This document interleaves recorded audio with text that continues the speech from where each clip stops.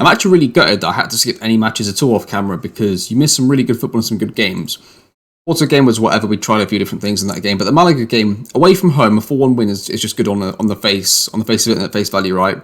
But the 4-1 win included us getting 73% possession, 2.34 expected goals, but with no penalty, which is good, at least good enough.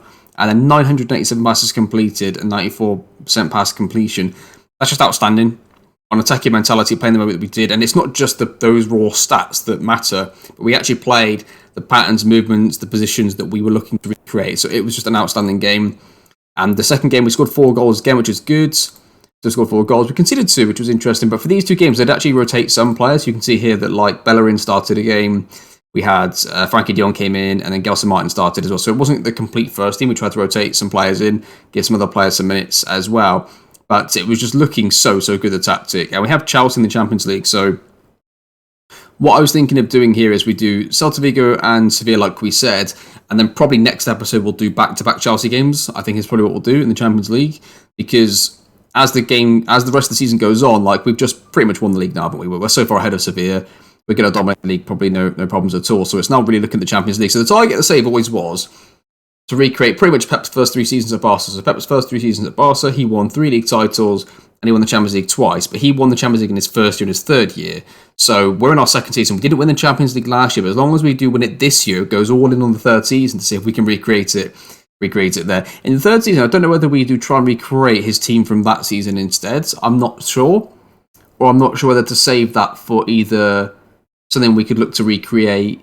We restart the save again later. I don't know. I don't know what to do. But I'll tell you what, let's leave that to the end of the season. Let's see what we do. Because I think we've got this pretty close now. It's a little bit flawed at times. It's about as good as I think we're going to get. And it's still be an incredibly good tactic overall. Especially without using any sort of like exploit set piece tactic. So today's game then against Celta Vigo at home. Let's see how we get on. We're going to get some players rotated here. Even though I rested some players after the last game, they're still quite tired. So Oscar is going to come in. Eric Garcia is finally back from injury, which is good. So this is going to be the team today. And let's get into it. Assistant manager says, we've been on a good run. Go out there and impress me. Going to play the first game, I think, here. At least the first half in extended. As Erling Haaland goes through. And that should have been a goal already. Oh, one thing I forgot to show you. I need to go back to this. I need to. So the one player that did play pretty much all the games was Erling Haaland. Even though I took him off in nearly every game. But just look at the difference, right? I mean, I know he played right wing for a while. But, like, if you just go back to even here, so you look at him playing on the right wing where doesn't score, gets 1, doesn't play, gets 1. Like, he's scored a few. So he has scored a few recently. I think to tweet the tactic, he scored quite a few. But there was quite a long time when he played on the right-hand side, just wasn't scoring. And as a striker, he scored the odd one, but he wasn't on the right-hand side. But you just look from, since we went to attacking pretty much on our tactics, you can just see, I think it was pretty much from... So here's where we went to attacking, right? So he scored 2 goals there. He scored 2 goals there. He scored 2 goals there. He scored a goal there. And he scored 2 goals there. And he got subbed off in nearly all of those games. In an awful lot of those, he got subbed off, especially the ones off camera. So if you were to think about that from a goals total across the season, he might actually get quite close to the amount of goals that Messi did score in those seasons where he got a ridiculous amount of goals.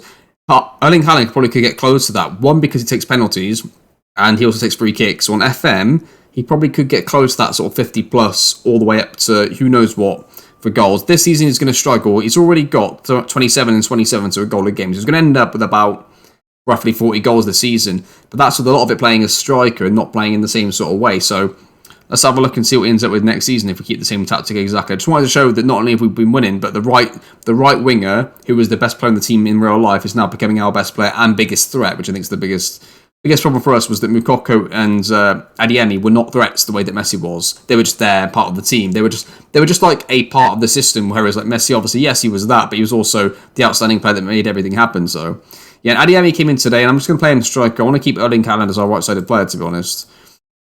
I don't want to change that. I want to see how he can keep going. He needs to learn to play there still because he doesn't really know how to play there properly. As Adeyemi plays it back for no apparent reason there to him, and it's going to be a goal anyway. Frankie de Jong, 1-0 Barca. Interesting decision that was. Oh, okay, shot. That's what happened there. Makes much more sense. Okay, fair enough. 1-0. I like here then for Vigo. They're going to play it from the back, play it to right hand side, play it into They don't work it their way across, which is pretty good from them. Lazari's not going to win it for us, though. They're going to keep going with it. Keepers. I make him dribble more. And in fact, he wins it incidentally here. He's going to cut in. De Jong, shoots, keeper, saves. I don't want him to do that. Dribble more, yeah, okay. But on attack duty, he's going to be a joke with the ball, isn't he? So we'll see what happens with that. Like here, Gabi to Gaia. Plays it across, wins it back. Ndombele. Eric Garcia stays on it. Ndombele. Adeyemi. Ansu Fati. So they also had Busquets, who not only is he a brilliant pivot player, one of the best, especially in the modern era, but he's actually really good with his feet and being able to stay on the ball in real life. So we don't really have a good replacement for him. Like, Ndombele is a real, does the minimum sort of player for us in terms of his attributes. What does it look? Yeah, good. Livakovic didn't just ping that clear, although there wasn't much pressure on him. So Erling Haaland gets onto it, goes through, and should have done better. They're going to play out from their back. They've gone long. Lazari's going to recover this. Nice and easy. Back to Livakovic doing it. Yeah, good. That's better. He's not pinging it clear anymore. Although our possession's gone down, actually. 51? What? I'll take that. I'll take the third goal. But I don't know why their possession is so even. It shouldn't be. Hang on a minute. Aren't Celta Vigo the team that play 4-4-2 and just keep really good possession for no apparent reason? I'm pretty sure they are, aren't they? We looked at them either earlier this season or last season. Yeah, that is the team. So I don't know. For some reason, we're going to struggle here against them. Mystifying. Because whenever you see the highlights of the game, they always give the ball away. They don't seem to play out well, and that's going to be 4. I mean, this could be 10 easily. Again, a lot of practice, I suppose, it kicking off. Barca whipped in, and it's going to be a penalty. So we're going to get, if we score it, 5-0 at half time. So we're on course for 10. Erling Haaland, 5-0. 21 shots, 3.73 expected goals, 5-0. Not even half time against a team that's supposed to be in the top 4 race. Jesus, 5-0, nearly 6. Look at the stats. Yes, I will definitely release this for you as a tactic, so you can download it if you wish. Erling Haaland on a 10.00. I'm not going to take him off, I think. We'll put on Moukoko. Take off, I think, Gavi as well. Let's throw on Castrovilli. It's going to be another penalty. What they may as well do is turn around and just get the ball in their own net at this point. Different penalty taker, though. It's going to be Adeyemi this time as a striker. Score 6-0. Adeyemi gets the ball on the right-hand side. He's going to play it into Castrovilli, Adeyemi, and some link-up play with Nico de Jong. What's going on here? Wow, there's a red card now as well. They just are capitulating here at Celta Vigo. Jesus, 5 expected goals. There's a long time left in this game. I do not know what the final score is going to be or what the expected goals is going to be. It's just ridiculous. Frankie de Jong is in, and that should be 7. I like Lazari into Moukoko. Moukoko stays on it, plays it into Puyol, and Busquets are going to link up. Dani Alves into Messi. Messi stays a bit too wide, going to cut in now. Plays a great ball into Iniesta to make it 7. Like, you can't get anywhere near us. They can't even get anywhere near our team. Moukoko sees Iniesta making that little run beyond the striker and inside Henry to make it 7-0. Castrovilli. Back to Lazari now after blocked cross. Okay, they're going to get the ball here. Celta Vigo. Okay. They're going to lose it. Moukoko whips it in. De Jong stays at 7. Gaia plays it across. Frankie de Jong plays it now back. Yeah, he does. Lazari. Castrovilli. Eric Garcia. Ansu Fati. Adeyemi. Moukoko. Ooh. Well, here, Lazari gets onto it. Plays Bingueza playing as a temporary left back. And we give away the ball. They're surely through here. Are they going to get a goal, Celta Vigo?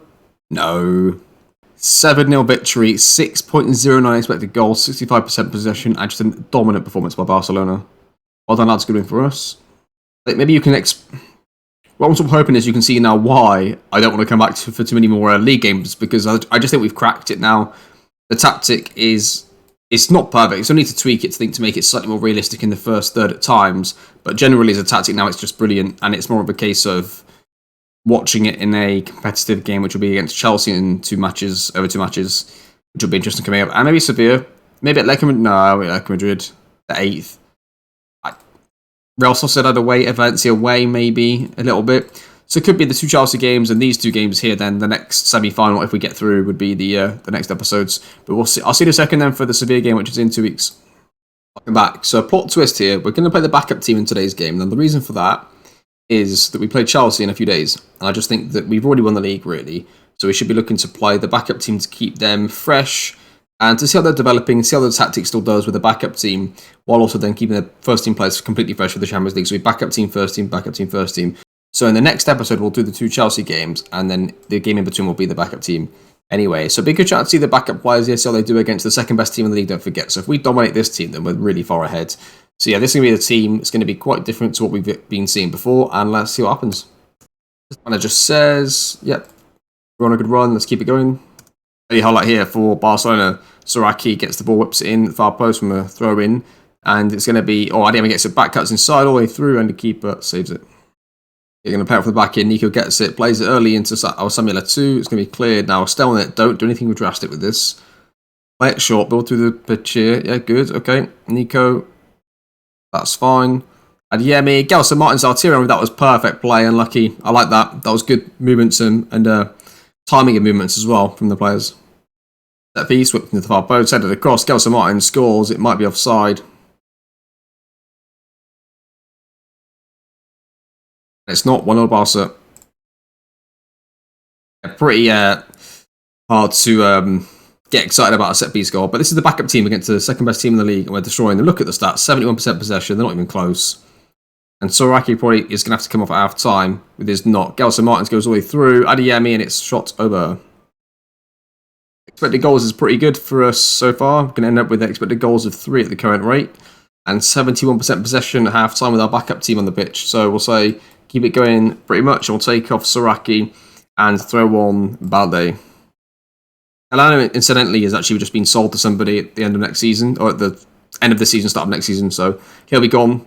Thank you for your services, Galeno. You're a good utility player for us and a good starting player for most clubs. He's a brilliant player on Football Manager. Highly rate him. Highly recommend him if you're going to be able to get somebody. If you're playing as like a championship team and you get promoted in your first season in the Premier League, you should be getting Galeno 100%. No matter what tactic you're playing, whether if you've got wide players, he's your man. If you're playing a 3 at the back, play him as a wing back. And there we have it. So we're going to say, well done everybody for the set piece 1-0 victory. Very, very uneventful game. There wasn't a single highlight in the second half, I don't think. So that'll be a slightly shorter episode, I guess.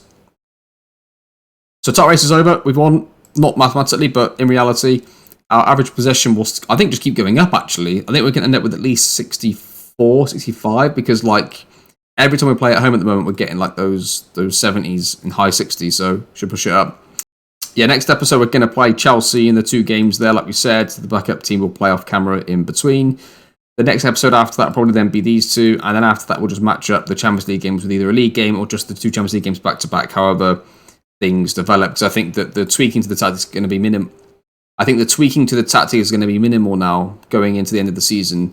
Yeah, while we're playing for trophies here, I think it's pretty much going to be this. Maybe I'll try and tweak some of the defensive, not defensive stuff, but the stuff in the defensive third as we're trying to build our attacks. Because sometimes it can be a little bit too much of a ping. Like the switches are a little bit too big, and then there's one too many crosses for my liking. But we'll try and work on how we can get those down. But generally, I think at the moment, every single time we give away the ball, it comes up in the highlights, so it feels like it's worse in terms of it giving it away, you know. So that's pretty much what's happening at the moment for us. But yeah, that's going to do it. That's another really good episode.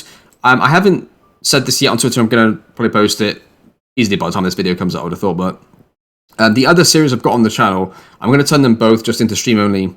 This is the only series that does well consistently. People like to obviously watch it. I enjoy creating it.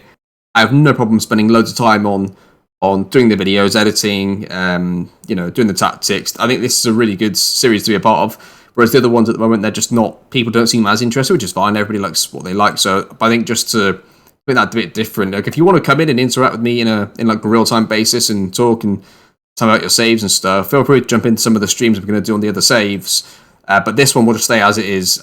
Yeah, that's going to do this video in this series. Thank you very much for watching. We'll go into the Champions League next episode, and hopefully we can win that. And I'll see you next time.